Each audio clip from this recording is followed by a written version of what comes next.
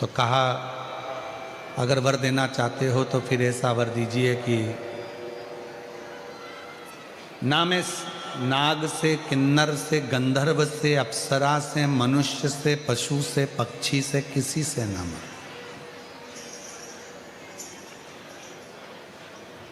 मेरे सामने आकर अगर कोई मुझे क्रोध कर कर मारना चाहे तो मैं ना मरूं, क्रोध से मैं ना मरूं। हाँ, यदि कोई सरलता के भाव में मुझे मारेगा तो मैं मरने को तैयार। ब्रह्मा जी ने कहा तथास्तु, ठीक है, हम तुम्हें वर देते हैं कि ऐसा ही हो,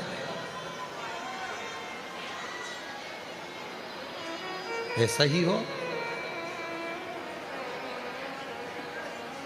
वर प्राप्त हो गया।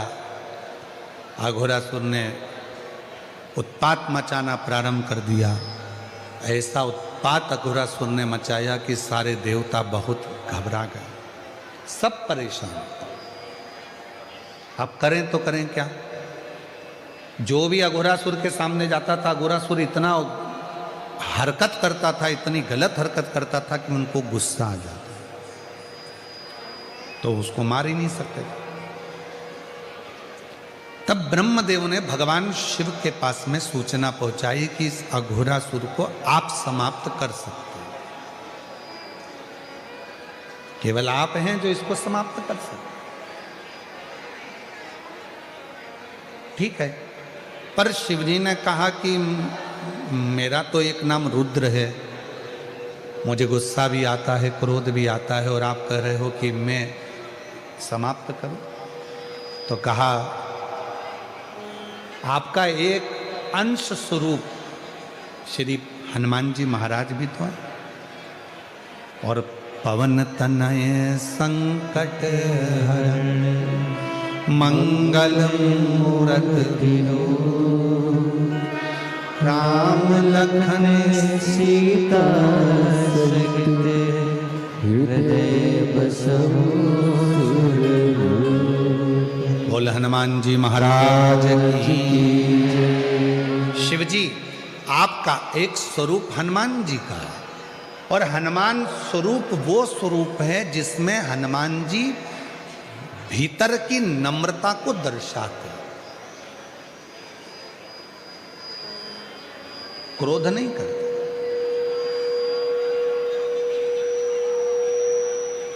कितना कितना क्रोध हनुमान जी को दिलाया गया, पर हनुमान जी गुस्सा नहीं करे। लंका के राजा रावण ने हनुमान जी का अपमान तक कर दिया था, उनको बैठने के लिए स्थान नहीं दिया था, तो भी हनुमान जी क्रोध नहीं करे।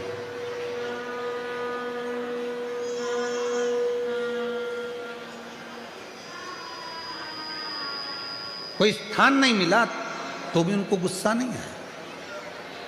मेरी जीजियों, मेरे जीजाओं, मेरी बेटियों, बेटाओं, मेरे बुजुर्ग माँ बाप, याद रखना, कथा के पंडाल में आप कथा सुनने के लिए आए हो, मालूम पड़ा आपको आगे जगह नहीं मिली, बैठने की जगह नहीं मिली, इतनी भीड़ में आपके ऊपर किसी ने ध्यान नहीं दिया, या आपको कोई स्थान नहीं मिल पाया, आप इसका बेर किसी से ना रखें कि इन्होंने मुझे नहीं बिठाया, इन्होंने ऐसा नहीं करा, उन्होंने ऐसा नहीं, नहीं, विचार मन से निकाल। शीतलता अपने भीतर रखें। हनुमान जी को तो स्थान नहीं दिया था बैठने के लिए, तो भी हनुमान जी महाराज क्रोध नहीं करे, शांति, शांति, कोई गुस्सा नहीं। तब श्री हनुमान जी महाराज को भगवान शिव जी ने याद किया और हनुमान जी को बुलाया कि आज अघोरासुर का वध करना है। मान लो अगर मुझ में क्रोध आ भी जाए, मान लो अगर क्रोध आ भी जाए, तो एक काम करना कि भीतर से शीतलता देना। तो हनुमान जी ने कहा मैं मंत्र जाप करूंगा, राम नाम जप करूंगा और आपको शीतलता दूंगा, पर गंगा जी को भी आमंत्रित करा जाए और पार्वती जी को भी आमंत्रित कराए। मां गंगा जी को भी बुलाया। गंगा, जब मैं अघोरासुर को मारूं तब तुम मुझे शीतलता देना, शीतलता। पार्वती, जब मैं अघोरासुर को मारूं तो तुम मुझे शक्ति और भक्ति दोनों साथ देना। ठीक है। हनुमान जी हैं, गंगा जी है और पार्वती जी हैं, और शिव जी आज अघोरासुर को मारने के लिए जा रहे हैं।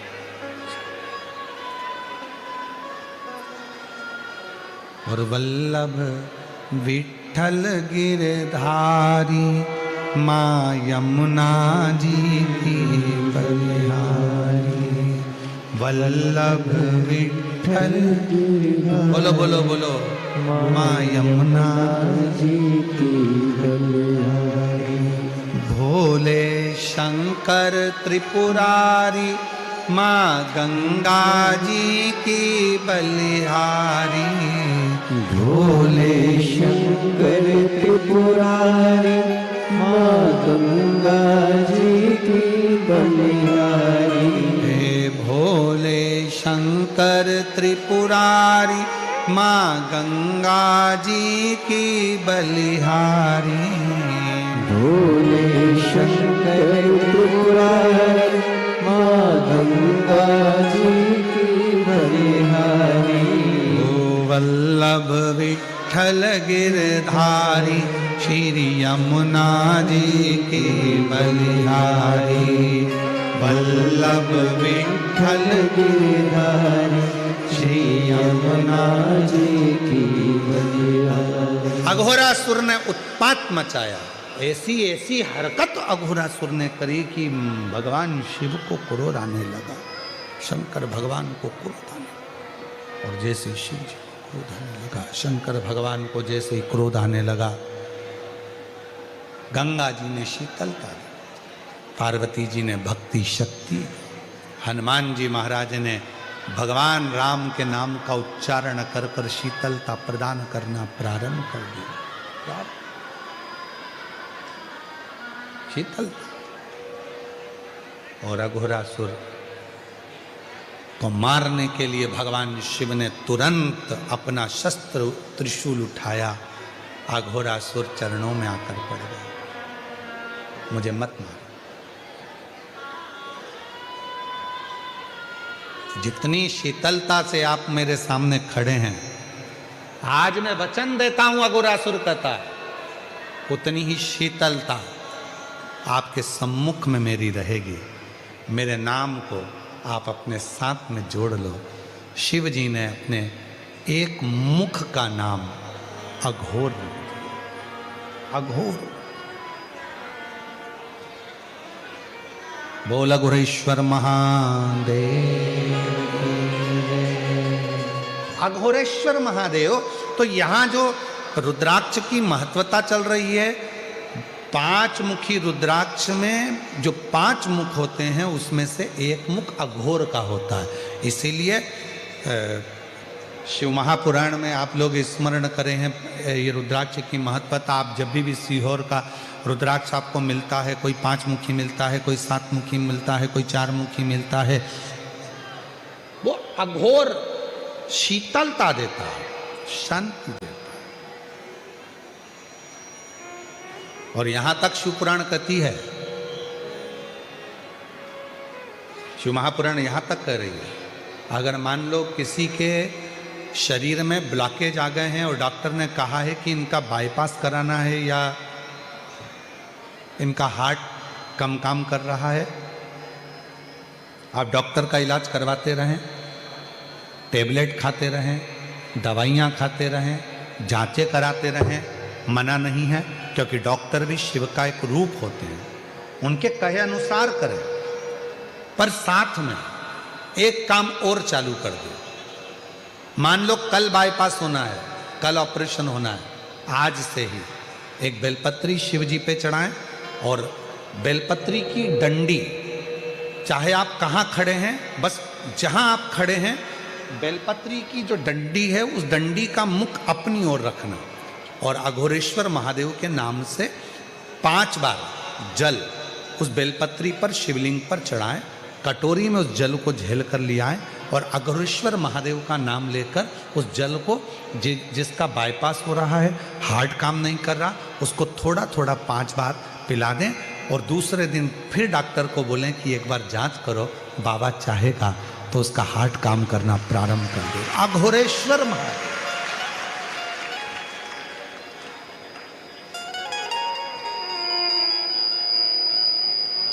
लोग इनको समझ नहीं पाते। लोगों को लगता है कि अघोरी है, अघोर है।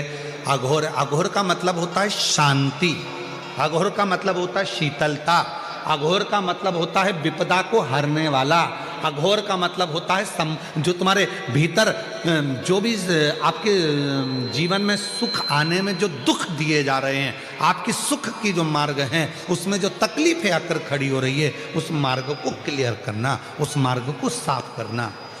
तो हमारे शरीर में भी जो मार्ग है, नलियां हैं वो चौक हो रही हैं, उसमें कोई अड़चन आती है तो अघोरेश्वर महादेव का नाम लेकर जल चढ़ाकर 5 बार, या सीहोर का रुद्राक्ष हो, वो भी 5 मुखी ज़्यादा होता है, सीहोर का रुद्राक्ष, तो वो अगर है तो उसको भी पानी में गलाकर शिव जी को चढ़ाकर उसका भी जल पिलाएं तो अघोरेश्वर महादेव का स्मरण सुख दे। अघोरेश्वर। और ध्यान दें, बड़ी सुंदर बात है। कई लड़के हैं, कई लड़कियां हैं, कई बेटा हैं, कई बेटियां हैं, कहती हैं हमने एग्ज़ाम दिया पर हमारा एग्ज़ाम, हमारी नौकरी नहीं लग रही है, हमारी नौकरी नहीं लग रही है, हमारी नौकरी नहीं लग रही है। तो मेहनत को 4 गुना बढ़ा लो। अभी तक जितनी पढ़ाई करते थे उसको 4 गुना बढ़ाओ, अभी तक जितना परिश्रम करते थे उसको 4 गुना बढ़ाओ, और फिर एग्जाम के लिए बैठो। तो मेरा निवेदन है,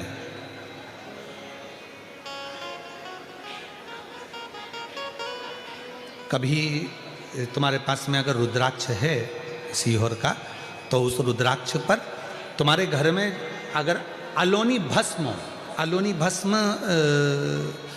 कहते हैं, तुम्हारे यहाँ गोबर के कंडे को क्या कहते हैं? गोबरी है, छाड़, छाड़,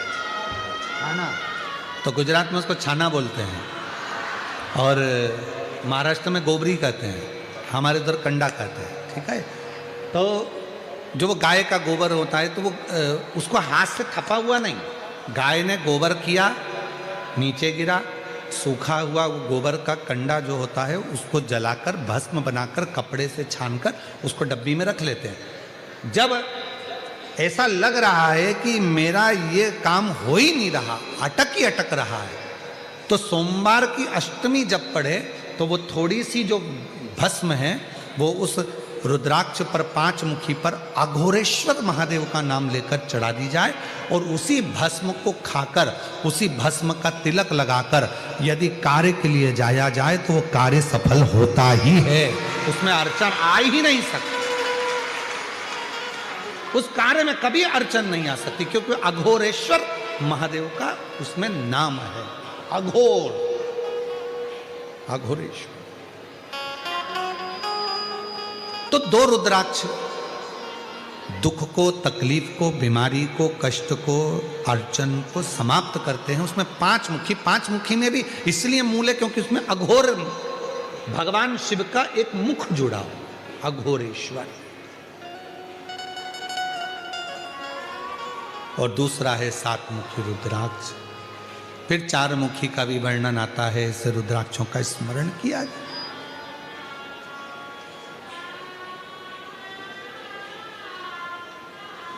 और यही 5 मुखी रुद्राक्ष का वर्णन एक और आता है महाराज।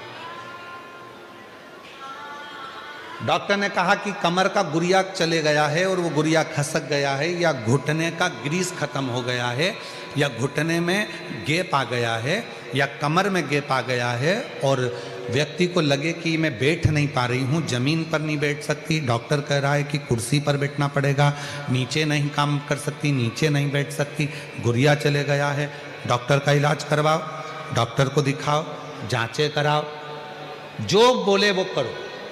साथ में एक काम और करो, अशोक सुंदरी वाली जगह पर, सेनाई शांति रखो, अशोक सुंदरी वाली जगह पर रुद्राक्ष को रखें। अगर 5 मुखी रुद्राक्ष सीहोर का यदि आपके पास में है तो वो रुद्राक्ष को अशोक सुंदरी वाली जगह, अशोक सुंदरी का स्थान आप लोगों को पहले भी बताया, ये शिवलिंग, ये जलाधारी, ये जल बह रहा है, बीच में जो स्थान है वो अशोक सुंदरी का स्थान है। राइट में गणेश जी, लेफ्ट में कार्तिकेय जी, जलाधारी, पार्वती जी का हस्तकमल, शिवलिंग, शंकर का स्वरूप। शिवलिंग के ऊपर जो जल गिरता है ऊपर से, जया, विषहरा, शामरीबारी, दौतली, देव, शंकर जी की 5 लड़कियां जल गिराती। बीच में अशोक सुंदरी का स्थान, अशोक सुंदरी, अशोक सुंदरी वाले स्थान पर रुद्राक्ष को रखकर 5 दुर्वा अघोरेश्वर महादेव का नाम लेकर प्रदोष की प्रदोष समर्पित करें। उन 5 दुर्वा को लेकर आ जाएं और 5 टाइम, 5 समय ऐसा निकाल लें सुबह से लेकर शाम तक के बीच में कि मुझे इन 5 दुर्वा को एक एक कर धीरे धीरे चबा चबा कर खाना है। उसको खाना प्रारंभ कर लें। रुद्राक्ष अपने जो बांधते हो गले में रखें या अपने पास में रखें और उस 5 दुर्वा को 5 प्रदोष कर लीजिए। और उसके बाद आपकी कमर में जो गैप है या दर्द है या नीचे नहीं बैठ सकते हो, धीरे धीरे धीरे धीरे उसमें आराम लगना प्रारंभ हो जाएगा। वो गुड़िया जो है अपनी जगह पर बैठे। अघोरेश्वर महादेव का नाम लेकर, अघोरेश्वर,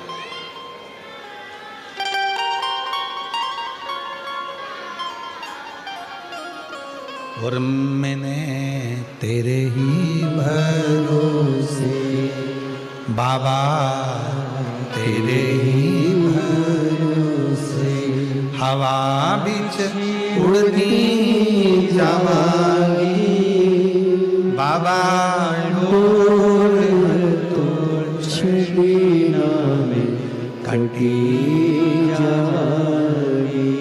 भोले मैं तेरी पतंग, शंभू मैं पतंग। और अघोरेश्वर महादेव एक ऐसे महादेव का स्वरूप जिन्होंने शांति, शीतलता और मार्ग को प्रशस्त किया, मार्ग को प्रशस्त।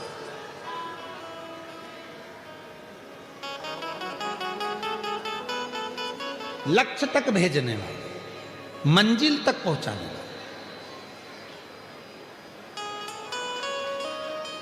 और ये जो अघोरेश्वर महादेव का नाम लेकर जल चढ़ाकर या बेलपत्र, कई माताएं कह देती हैं हमारे बच्चे की धड़कन नहीं आई, उसका सिर नहीं बना, पाँव नहीं बना, हाथ नहीं बना, उसके पेट में डॉक्टर ने बताया है कि ये बच्चा तो ऐसा रहेगा, विकलांग रहेगा, मानसिक बुद्धि कमजोर रहेगी, ऐसा हो गया, वैसा हो गया, श्वास नहीं आ रही है।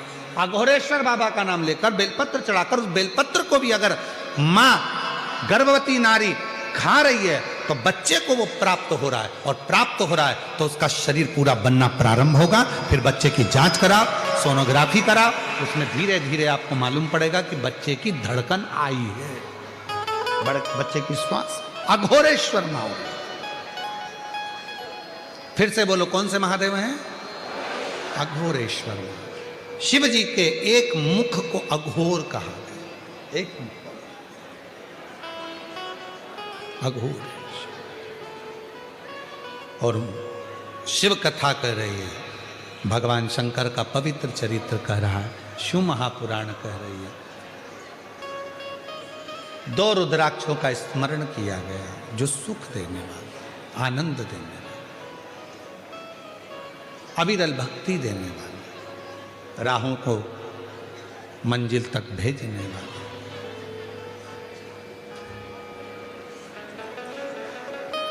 एक बिदल और उत्पल नाम के 2 असुर थे।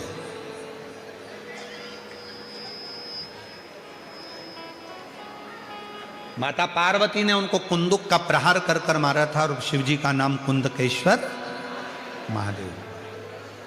जब दवाई हमें लॉक ना करती हैं, दवाई हमको खाने के बाद भी असर नहीं करती है, तो कुंदकेश्वर महादेव का स्मरण किया जाए। शिव का एक स्वरूप है कुंदकेश्वर महादेव, शंकर भगवान का एक स्वरूप है कुंदकेश्वर, शिव का एक प्रतिबिंब है। फिर आगे वर्णन आया है तारकासुर का, जिस तारकासुर ने शंकर भगवान को हृदय से स्नेह किया, जो शिव के लिए, भगवान शंकर के लिए ही अपनी मृत्यु को मांग लेता। ब्रह्मा जी ने तो पूछा था तारकासुर मांग तुझे क्या चाहिए, तो तारकासुर ने कहा था मैं मरूं ना, मरना तो पड़ेगा, तो मुझे वर दीजिए, अगर मेरे प्राण छूटे तो शंकर भगवान के पुत्र के द्वारा मेरे प्राण छूटे, शंकर भगवान का बेटा मुझे मारे। क्यों? क्योंकि तारकासुर को मालूम था शंकर जी अखंड तप समाधि में लग गए हैं, अखंड तप समाधि में लीन हो गए हैं, तो अखंड तप समाधि में अगर लीन हो गए हैं तो फिर शिव उठेंगे नहीं। और मैंने इनको स्नेह किया है, ये मेरे इष्ट देव हैं, इनका विवाह होना जरूरी है, इनकी शादी होना जरूरी है। तो मन में भाव आया कि इनका विवाह हो, ये भाव लेकर वर मांग लिया कि शंकर भगवान के पुत्र के द्वारा मेरे प्राण छूटे, मुझे ये वर दे दीजिए।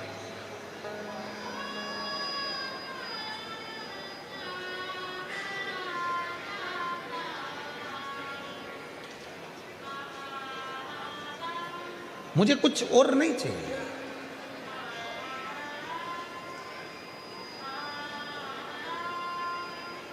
तारकासुर ने जब भगवान षडानंद कार्तिकेय का दर्शन किया था तो तारकासुर के हृदय में भाव आ गया था। तारकासुर के हृदय में यह भाव आ गया था कि मेरे शिव का दर्शन मैं आज कर रहा हूं, शंकर का दर्शन।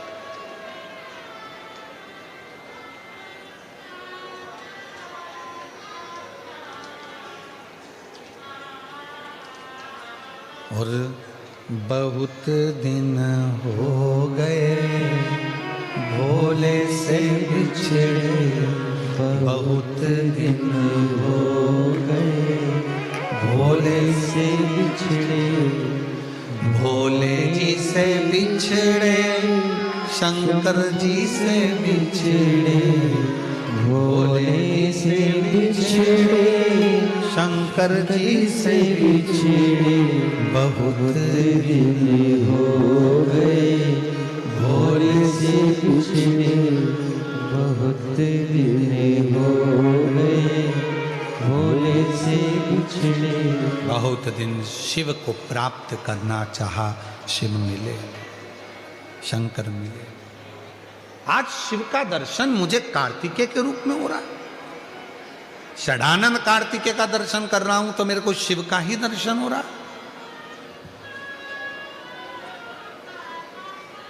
पर कार्तिकेय जी ने ये विचार कर लिया था कि मेरे पिता को बहुत मानते हैं तारकासुर, मेरी मां ने कहा है इनके हृदय में शिव बसते हैं,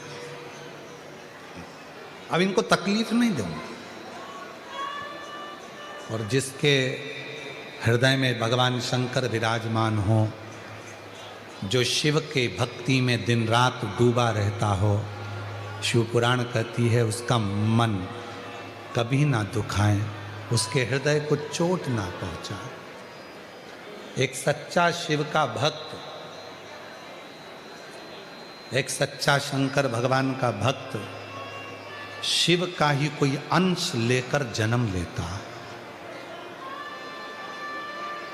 शिव का सच्चा भक्त, भगवान शंकर का गुणगान करने वाला, शिव भक्ति करने वाला, शंकर भगवान की अविरत भक्ति में लगाने वाला, स्वयं लगने वाला और शंकर की आराधना साधना में डूबने वाला, स्वयं शंकर भगवान का ही कोई कृपा का एक उनकी रच का कोई कण ही जन्म लेता है, जो आपको शिव भक्ति में भी लगाएगा, शिव उपासना में भी लगाएगा, शिव आराधना भी करेगा और उसके हृदय को चोट पहुंचे ये ठीक नहीं।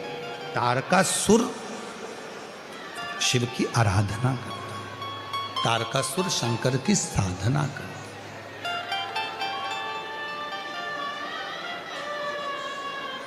सीहोर कुबरेश्वर धाम पर जब भक्त आते हैं, कंकर शंकर पूजन करते हैं,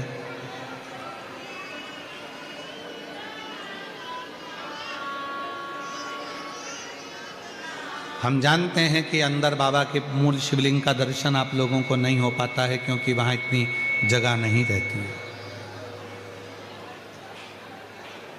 पर कंकर शंकर की पूजन कर कर आप उसी शिवलिंग का स्मरण कर कर बाबा से भक्ति करते हैं। बट वृक्ष की परिक्रमा करते हैं, बेल वाटिका की परिक्रमा करते हैं, बट वृक्ष की छांव में बैठकर भगवान शंकर से अपने मन की बात कहते हैं, बेल वाटिका में बैठकर आप शिव से अपने मन की बात कहते हैं।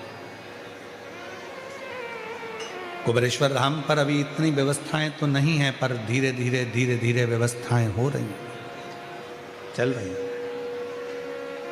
पर जब भी आप कुबेरेश्वर धाम पर जाते हैं, बट वृक्ष की छांव में 2 मिनट बैठकर बाबा को अपने मन का भाव कहते हो, हृदय से प्रार्थना करो।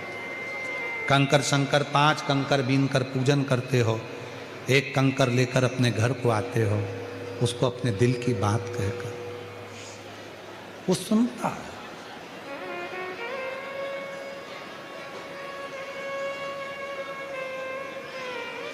बारह ज्योतिर्लिंग का मध्य बिंदु है कुबेरेश्वर धाम। जिस भूमि पर मांगा गया जीव का कल्याण कर देता है, जीव का कल्याण। पर वहां आने वालों से हम एक बात कहते हैं कि तुम विश्वास लेकर आओगे तो मेरा बाबा तुमको खाली नहीं भेजेगा। विश्वास लेकर यदि आए हो तो वो खाली नहीं भेजेगा। भरोसा दृढ़ इन चरणन कैरो। समय आया, तारकासुर के प्राणों को षडानंद कार्तिकेय जी ने हर लिया और तारकासुर के प्राण चले गए तो तारकासुर के 3 बेटे हैं, तारकाक्ष, विदुम्माली और कमलाक्ष। इन तीनों का संहार भी भगवान शिव ने पशुपति नाथ रूप रखकर किया। पशुपति नाथ रूप, पशुपति का मतलब है जो पशुओं का भी देवता है, और केवल एक पशु के लिए नहीं, 33 कोटि देवताओं को, तारकाक्ष, विदुम्माली और कमलाक्ष को मारने के लिए 33 कोटि देवताओं को भगवान शंकर ने पशु बनाया था। शिव जी उनके पति बने थे, तब जाकर तारकाक्ष, विदुम्माली और कमलाक्ष ये तीनों मरे थे, इनके प्राण छूटे।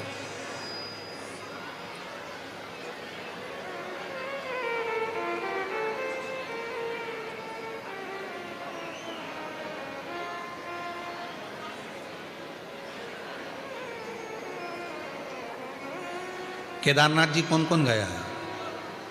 हाथ उठाओ जो केदारनाथ गए हैं। गए हो केदारनाथ जी? देखिए वहां के घोड़े को देखा है, खच्चर को, गधे को? अरे बोलो तो जम के, बैठे भी होगे तुम लोग तो।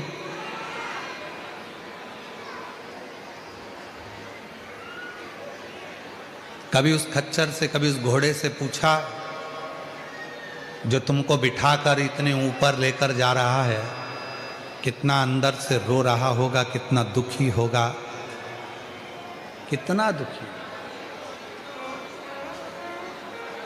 कितना दुख होगा उसको। जो वजन उठा रहा है, ले जा रहा है, तोक रहा है, 80 किलो के, 70 किलो के, 60 किलो के, 100 किलो के आप, हम और भगवान लेकर जा।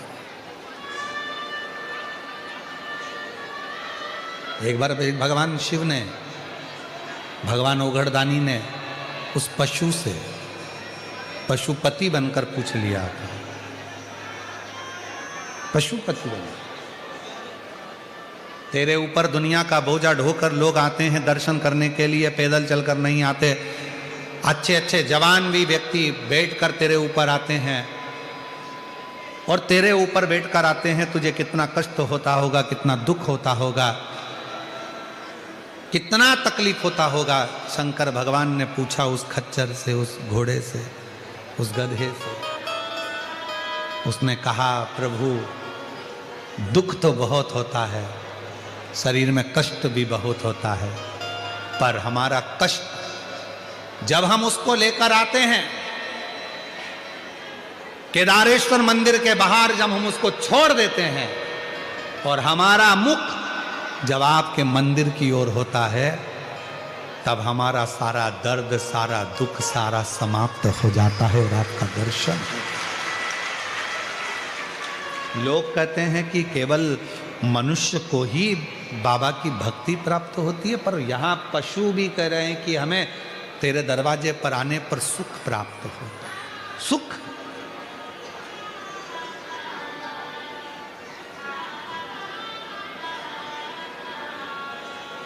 तेरे दरबार की बाबा निराली शान देखी,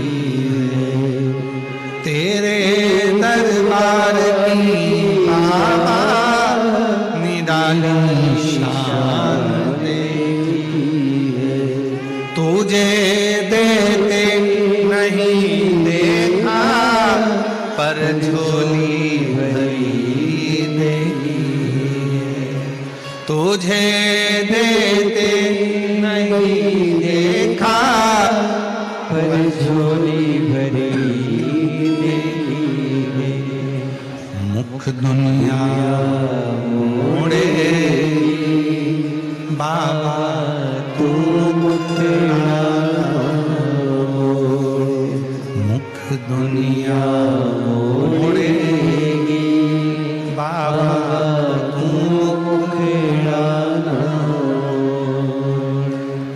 लगी परिधि बाबा तू मेरा तेरी लगी परिधि बाबा तू मेरा।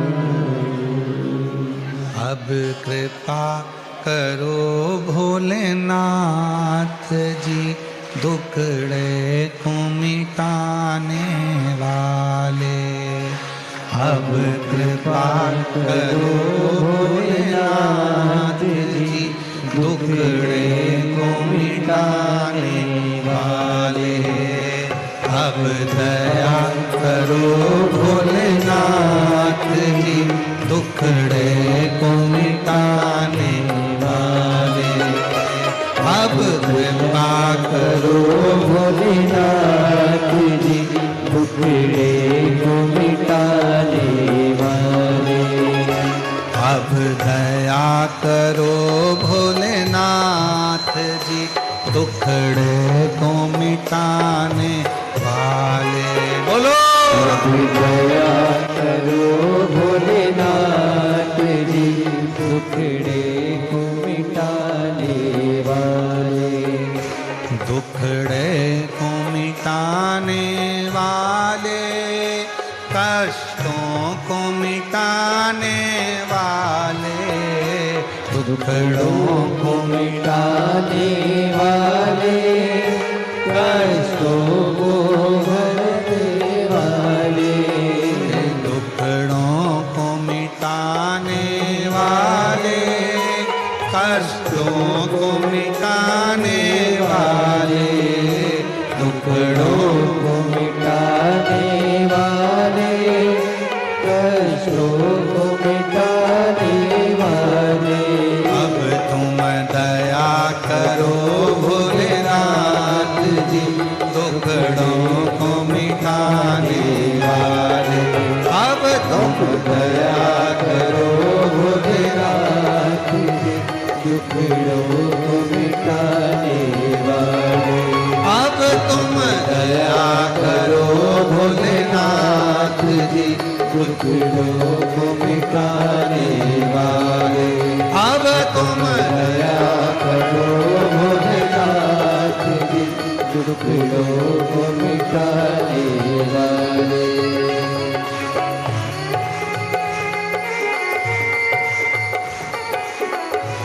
शंभो शंभो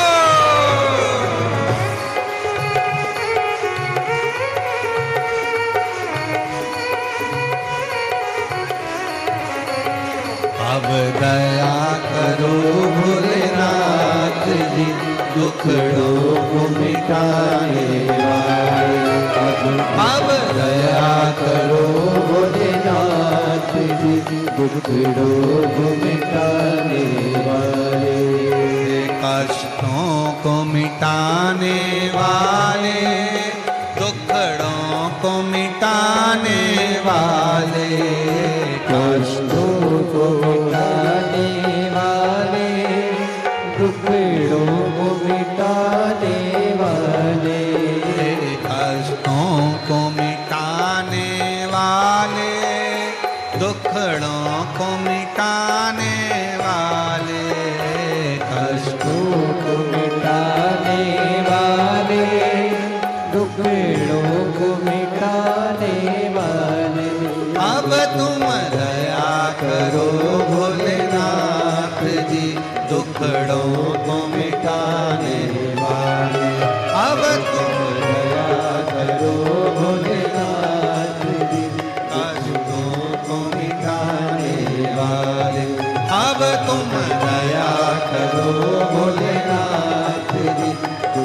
रोग मिटाने वाले, अब तुम दया करो भोलेनाथ जी, दुख रोग मिटाने वाले, अब तुम दया करो भोलेनाथ जी, दुख रोग मिटाने वाले। हार हार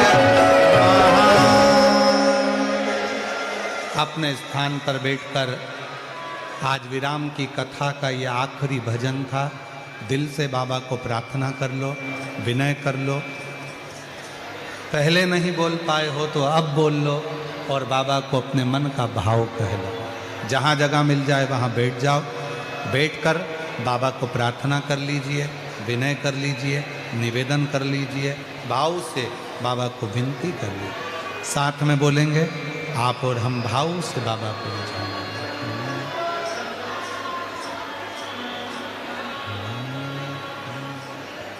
श्री शिवाय नमस्तु, श्री शिवाय नमस्तु, श्री शिवाय नमस्तुभ्यं, श्री शिवाय नमस्तुभ्यं, श्री शिवाय नमस्तुभ्यं। भोला सब दुख काटो हो, भोला सब दुख काटो। शिव शंकर जपो तेरी माला, भोले बाबा जपो तेरी माला, भोला सब दुख काटो हमारा। हो, भोला सब दुख काटो हमारा। वेश मंगल मंगलकारी, वेश है मंगल मंगलकारी। शमशान वासी हमारा, शमशान वासी हमारा। हो, भोला सब दुख काटो हमारा। हो, भोला सब दुख काटो हमारा।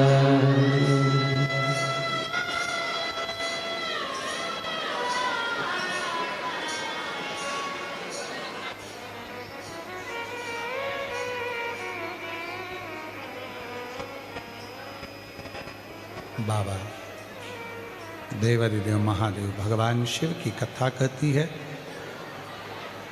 12 ज्योतिर्लिंग का स्मरण कराया, चंद्रदेव की काया का रोग ठीक करा,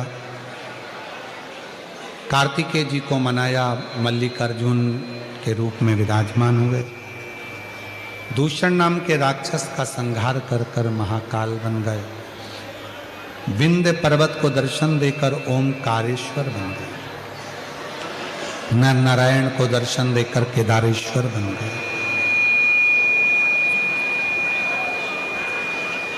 इसमें जो प्रथम ज्योतिर्लिंग है वो है सोमनाथ,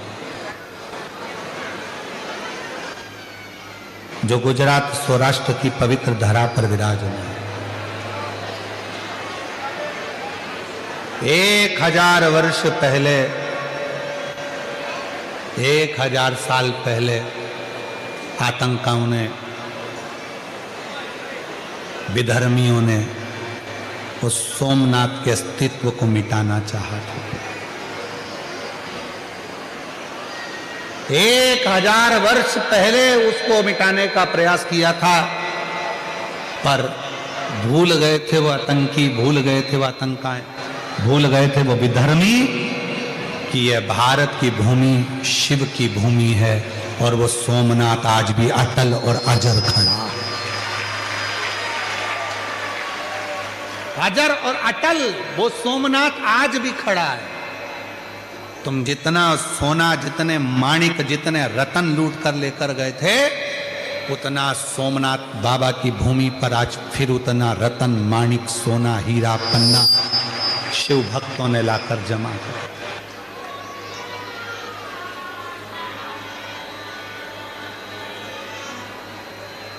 वो सोमनाथ, उसको क्षति पहुंचाने वाले भले वो उस समय के आक्रांता रहे हों, पर आज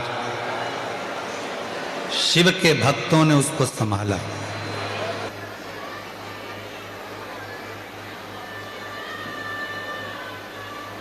सौराष्ट्र शासन ने, गुजरात सरकार ने उसको संभाला।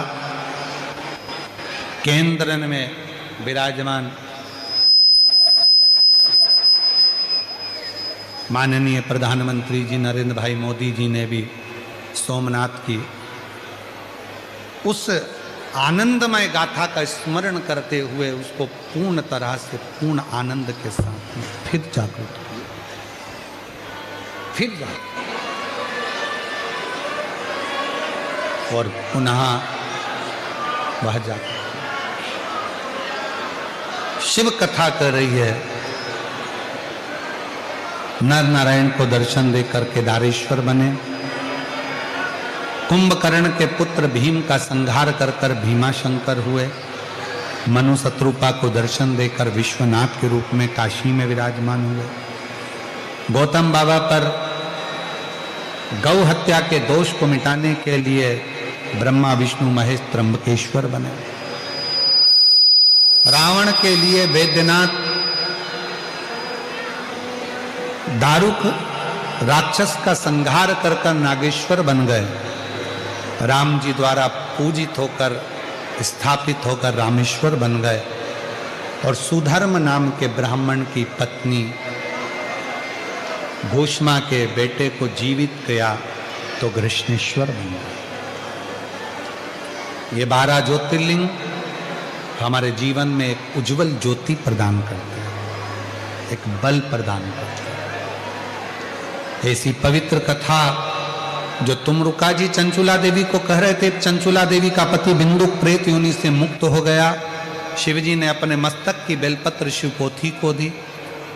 वचन दिया मेरे भोले बाबा ने, कलिकाल में, कलयुग में जो शिव महापुराण की कथा को बैठकर श्रवण करेगा और मन में उसके जो कामना होगी, शिव कहते हैं मैं उसको पूर्ण करने के लिए उसके दरवाजे पर पहुंचकर उसको पूर्ण कर।